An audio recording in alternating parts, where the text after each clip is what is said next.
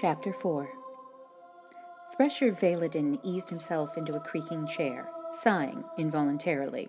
He crossed his legs, the uninjured one over the stiff, maimed one, ingrained habit making him adopt the lopsided posture which was most comfortable to him.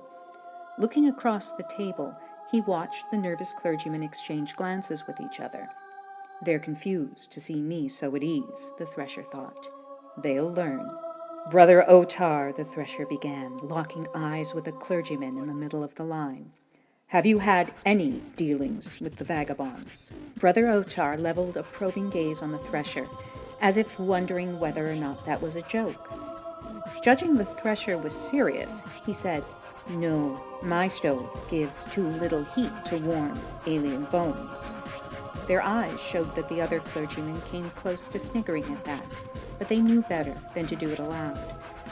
Thresher Valadin frowned. Your sentiment is understandable, but these vagabonds have been baptized and sworn oaths of fealty to the Thrave.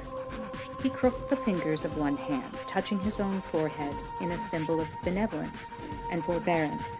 They are our brothers now. You would do well to remember that. Hail the Thrave, the chastised clergyman said tonelessly, inclining their brows. Silence descended on the room, punctuated with the creaking of the posts and beams as the wind moved over them. After a while, the timbre of the late-night wind changed. It turned choppy and intense, then hysterical. A shrill whine broke through, making the nervous clergymen shift and mumble amongst themselves. The Thresher smiled. They are here. The whine stopped suddenly, and the wind reverted to its prior tone. In the new quiet, the clergymen chewed their lips. Fingers fidgeted with the hems of their sleeves. They stared hard at the table or at the floorboards. The door creaked open. Without ceremony, a dark, hulking shape pushed over the threshold, followed by another and another. Masks glinted in candlelight, goggles yellow-white with reflection. The phantasmagoric procession crossed the room. The vagabonds ignored the ashen, trembling faces of the clergymen, filing single-mindedly towards the Thresher and gathering at his right hand. The lead vagabond lowered its hood and, omitting any flourish, took a knee. It bowed its masked, helmeted head. We are ready, Holy One, the vagabond said. Command us. Thresher Valadin moistened his lips with his tongue and smiled benevolently, laying his hand on the vagabond's hood, cognizant of the slack-jawed clergyman watching him. Good, the Thresher said. Then it is time. The rebel faiths cannot be allowed to prosper. Every moment they persist is another moment they steer the wayward down dangerous paths. It is our duty to stop them, divinely given, impossible to refuse. Hail the Thrave, the vagabond intoned, its harsh, inhuman voice riddled with static through its mask. Hail the Thrave, the others thrummed. Pale, trembling, the clergymen exchanged glances.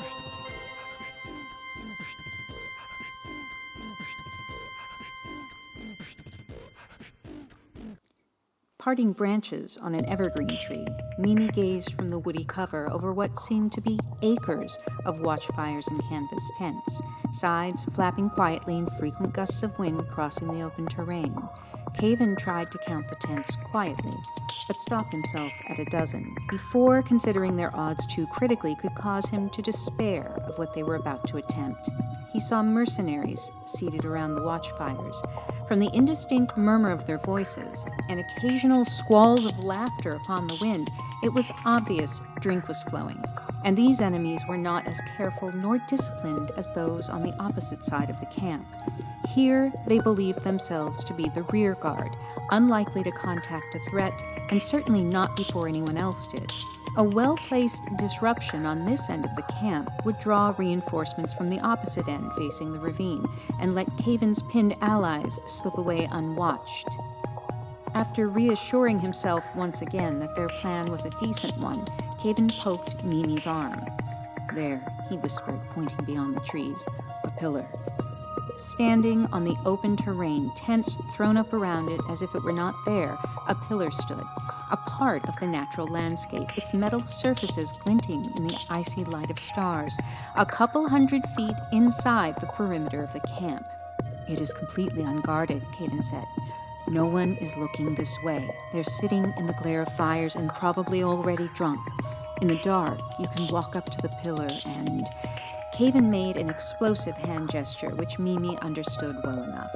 Neither of them could explain what exactly Mimi was supposed to do, but they both knew what it was.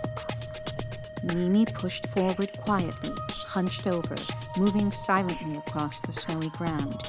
Caven watched her go, breath held. She picked her way past dark, silent tents and reached the pillar. She placed her hands on the smooth metal surface. Watching in crisp black and white, Caven saw, in intricate detail, that nothing happened. Mimi shut her eyes and bit her lip. She shifted her posture, seeming to press her palms harder against the pillar. Nothing continued to happen. The steady, dazzling radiance of an old-world light flared on. A beam fixed on Mimi from behind, casting her shadow against the pillar. The source of the light emerged from a tent. A mercenary carrying an old-world lantern glared, slack-jawed, as Mimi whirled around in horror.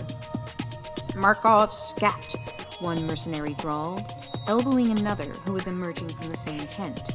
"The commander was right, but this little girl can't possibly be the one who took down a whole patrol group." Caven closed his fist on a branch, making it creak. As usual, when he figured out something complex and important, it was too late. The damage was already done. Of course they anticipated this and preempted us, Caven thought. They saw the blaze of light on the ravine rim. They heard the explosion. They sent scouts and saw the aftermath. They saw dead bodies littering the clearing and understood that inexplicably the pillar was visibly at the center of whatever happened. They set a watch on the pillars in their own camp, inferring we had weaponized them somehow. "Remember the dead skirmisher with the missing clothes?" another mercenary said, joining the group, which was quickly gathering at triple arm's length from Mimi. "Look what she's wearing." A gasp arose from the group. "She's the one," the first mercenary shouted, aiming the colorless beam of his old-world lantern, making Mimi squint. "Somehow, she's the one!" Swords and knives were drawn from sheaths. The strike team began to move towards Mimi, all of them armed with bladed melee weapons, apparently having taken good note of the disabled magnetic rifles which were scattered around the other pillar. Caven grit his teeth. He contemplated, briefly, cutting his losses and escaping unseen, while his enemies still didn't realize he was there. He considered leaving Mimi to her fate. He touched his arm, where the burn scars were devoid of their familiar ache. "Damn it," he growled. He leapt forward, leaving cover and bounding towards Mimi and the mercenaries. The advancing group was too focused on Mimi to realize Caven was coming. His spear brought two to the ground in passing as he swept to Mimi's side. Twirling and jabbing with the long weapon, he tried to create a buffer of space through which they could both withdraw back towards the woods. "Caven, no!" Mimi stammered, ducking beneath his spear. "Run! Get away!" Caven lunged, forcing a mercenary with a short sword to scramble out of his reach. "It's a bit late for that," Caven snapped. His gaze stayed fixed on the frantic, shocked mercenaries as they maneuvered themselves into position and formed a circle. The encirclement closed, and the possibility of a quick, clean escape evaporated. Caven grimaced. He gripped his spear at the end of the shaft, maximizing the range he could control as the ring of mercenaries rooted themselves. "Bring guns to put this brute down," a mercenary shouted, turning his gaze into the camp. "We'll make the girl tell us what is going on here." No one replied. Caven raised his head, noticing that, in the past couple seconds, a deep, devouring hush had fallen over the rest of the camp. A collective holding of breath. A dark shape moved over moonlit snows, closing distance. Lookouts shook each other awake, watching in hapless terror, bracing for impact. The mercenary craned his head, looking hard into the darkness, mouth downturned. "What's the matter with you all? Come and—" A bloom of red lit the dark as one of the watchfires burst in a spray of burning debris and cinders. A hail of flaming logs crashed through nearby tents and set the canvas alight. Screams shattered the stillness. The stunned hush gave way to pandemonium as mercenaries around the camp began to scatter in bedclothes, in unlaced boots, or in no boots at all, leaving bare footprints in the snow. Caven threw his arm over Mimi's shoulders, pulling her behind him as he stared towards the ragged edge of chaos sweeping over the large camp in their direction, like a bloodstain traveling through parchment. Smoke billowed in ashen gouts, illuminated by leaping, spreading flames. The screaming, flailing, disorganized mercenaries devolved from a cohesive force into a desperate rabble. As it emerged from plumes of smoke, Caven saw what was driving the mercenaries before it like sheep before a dog. A huge, hulking creature, much taller at the shoulder than any man's head, leaped into the light of flames. White antlers flashed in the night, doubling an arm span. The moose-like creature surged forward with horrifying speed and grace, thrashing a small head on a meaty neck, hoisting a mercenary into the air with its antlers and throwing him, shrieking pitifully, into a watchfire. Caven flinched. As the thing moved clear of the smoke, he could see its face was a blanched skull, lidless eye sockets blazing with light, jaw missing. Its neck was a dense weave of vines bristled with leaves, interwoven like fibers of exposed muscle, knitting the bones of a ragged skeleton together in a mockery of something alive. Guns coughed. Radiant hot metal projectiles, accelerated and heated by magnetic coils, darted through the air and vanished harmlessly into the massive creature. It did not flinch. It did not slow, indifferent to the angry gnat bites of military munitions. The silent, prancing horror grabbed two riflemen, its thrashing fifth and sixth limbs, stretching from its shoulders like the wings of an insect, wrapped around their necks, and lifted them from their feet. They were dead too fast even to gag. Their legs jerking and jittering like hanged men, the creature swung them aloft and smashed them together. It hurled the broken bodies to the ground. They vanished into a shimmering veil of dust or pollen, which was then beginning to flow along the snow like morning mist, coruscating in firelight. More shapes were pushing through the smoke. Marching humanoids, spearheads and axe blades glinting. White bones flashed. Caven saw something like tough roots where there should have been sinew. He saw scraps of fur and armor, mismatched and threadbare. He saw the joints of rotten corpses remade with a weave of sickly vines. He saw the staring, unblinking sockets of skulls, mute, emotionless, as they cut down screaming men. "Caven," Mimi said, gripping his arm. He surfaced from immersion in the nightmare playing out in the stark black and white of his night vision, unsure how long Mimi had been shaking him. He quickly processed what she had seen already. The circle of mercenaries around them had scattered, taking part in the total dissolution of discipline and solidarity playing out across the camp as it was ransacked and destroyed. Without another word, Caven and Mimi dashed for the cover of trees. They sprinted, first towards the tree line, then across it, crashing through branches and shrubbery, insensitive to the small bruises and rips in their clothing they were accumulating as the glow of flames and echoes of carnage dwindled behind them. When they finally slowed to a walk, winded but unwilling to stand still, Caven and Mimi could no longer hear the chaos from which they had narrowly escaped. Except for the tramp of their own feet through snow, the woods were silent. Mimi halted, eyes downcast, shoulders rising and falling as she caught her breath. "What are you doing?" Caven asked, half turning towards her. "We need to—" "I understand now," Mimi blurted. "I understand what I must do." Behind the mask, Caven shut his mouth, watching Mimi. "I am a warrior and protector," Mimi said, raising her face. "And what we saw is what I must fight. Those monsters, they are pure corruption.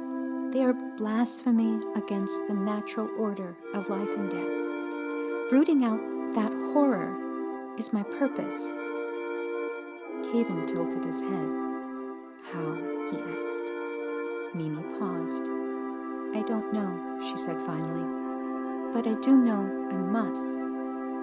Finding a way to do this is why I exist." Caven nodded slowly, his mask giving nothing away. Mimi cleared her throat. "When you swore an oath to Lestara," she began, meeting Caven's gaze, "you held something in your hand. What was it?" Caven touched his own chest, where something hung on a chain beneath layers of linen, leather, and fur. "It is an iron coin from the old world," Caven said. He produced the pendant from inside his collar, holding it towards Mimi. The cold, gray-black metal shone in the starlight, fine steel chain links running through a hole at the center of the hexagonal coin. "For the stranded, things of the old world are sacred." Mimi paused, breath fogging in the quiet air, contemplating Caven's answer. "So," she said, "you swear on the things of the old world, and your word holds iron. It binds.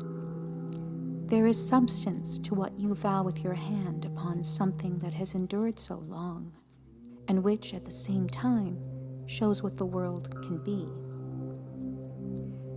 Caven stared at the disc resting on his glove. "Yes," he said. Mimi nodded. "May I borrow your coin?" Caven removed the chain from his neck and passed the coin to Mimi as the indifferent stars looked on and the branches swayed in gentle wind. Mimi closed the cold iron in her fist.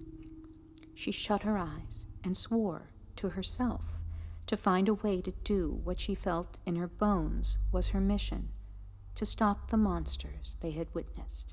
Mimi opened her eyes and opened her gloved fingers. She held the coin towards Caven. He reached to take it, hesitated, then with his own hand closed Mimi's around the coin. "Keep it," he said.